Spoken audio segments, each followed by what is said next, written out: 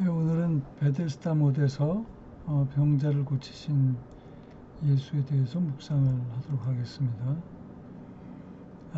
관련 구절은 요한복음 5장 1절에서 16절까지의 구절인데요. 편의상 이렇게 네 개의 씬으로 나눴고요. 첫 번째 씬에는 유대 명절이 돼서 예수가 이제 예루살렘에 오시면서 양문 곁에 베데스다라는 못에 여러 병자들이 있는데 38해 된 병자를 발견하고 예수가 낫고자 하느냐 물으니까 병자가 뭐 딴 이유를 댑니다.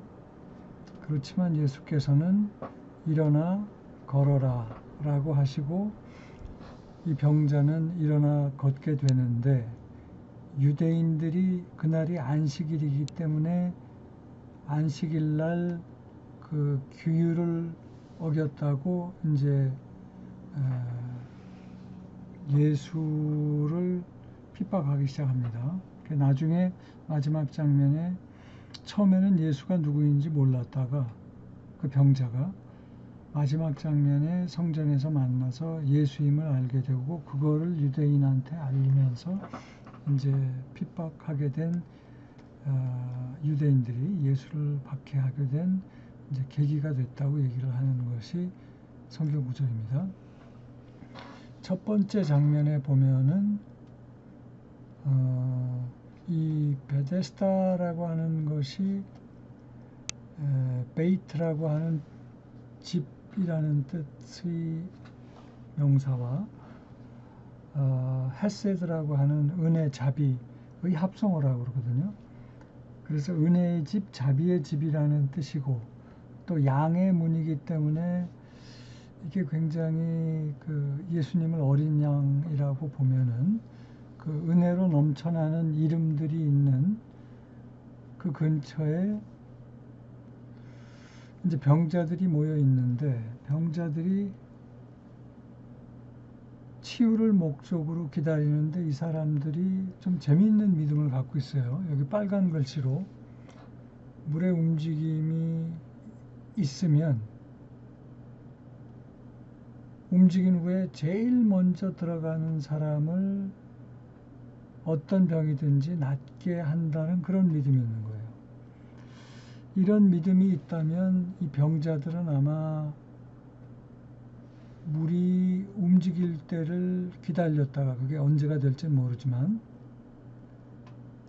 아마 다른 병자들을 제치고 제일 먼저 그 물속에 뛰어들려고 노력을 할 거예요. 다시 말하면 이 믿음의 내용이 경쟁에서 1등한 사람만 치유가 되는 매우 경쟁적이고 세상적인 믿음을 갖고 있다는 거죠.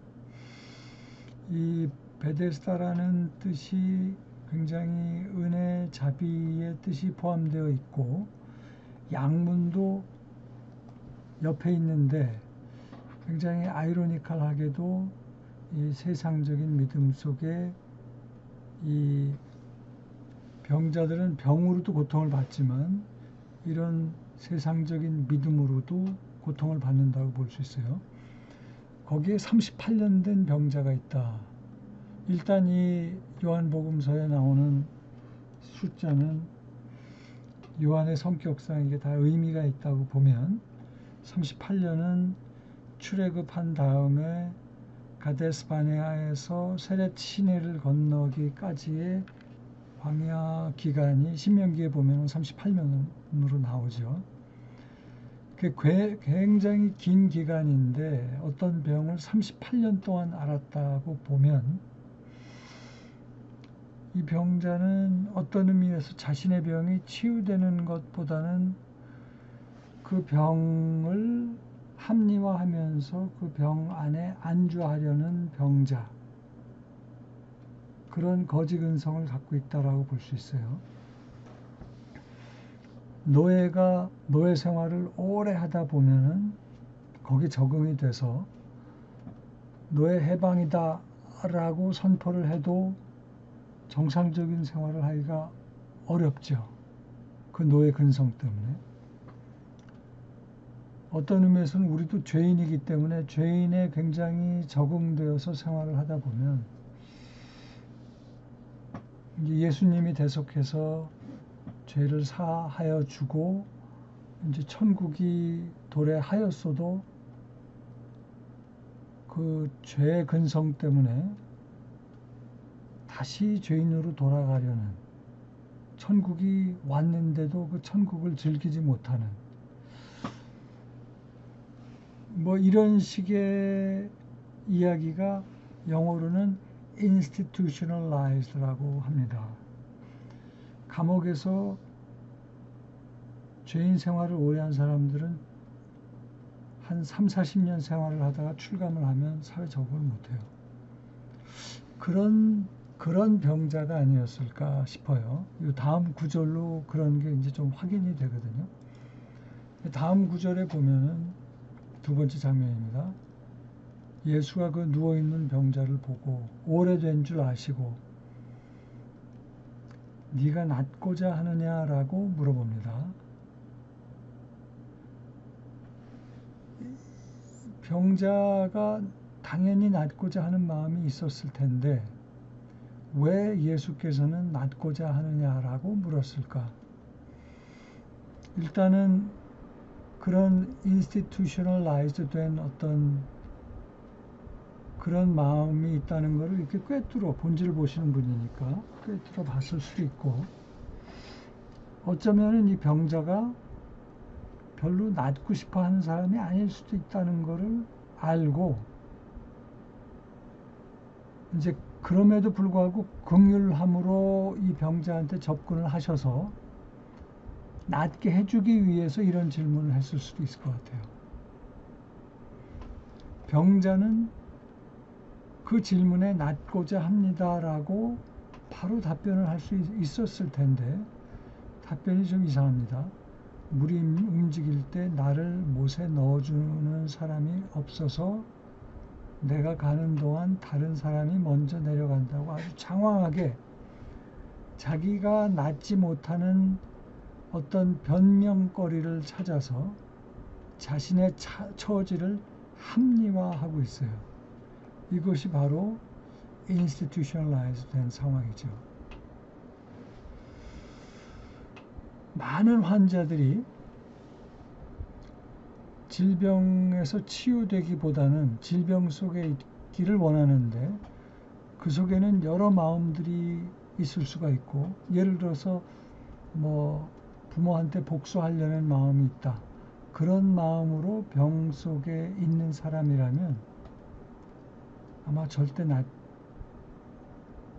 낫게 하기가 어려울 것 같아요. 그럴 의지가 없기 때문에.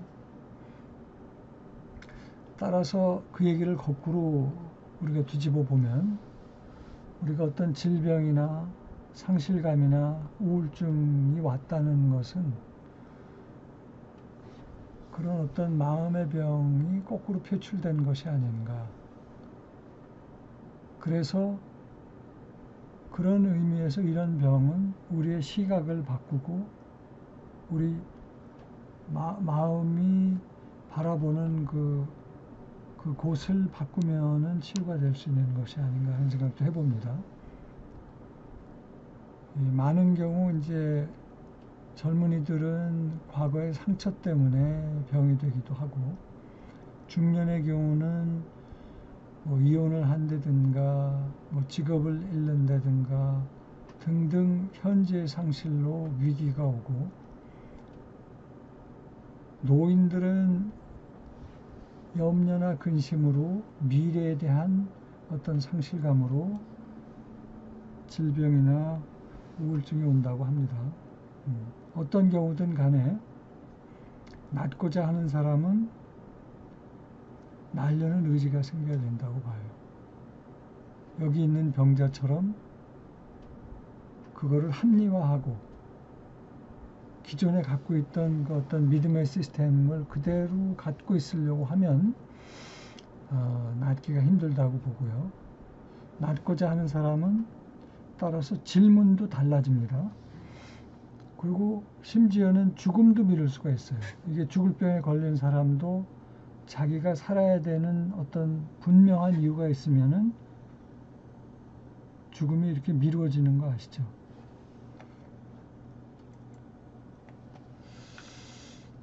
세 번째 장면에서 예수께서는 그럼에도 불구하고 네 자리에서 일어나 걸어라.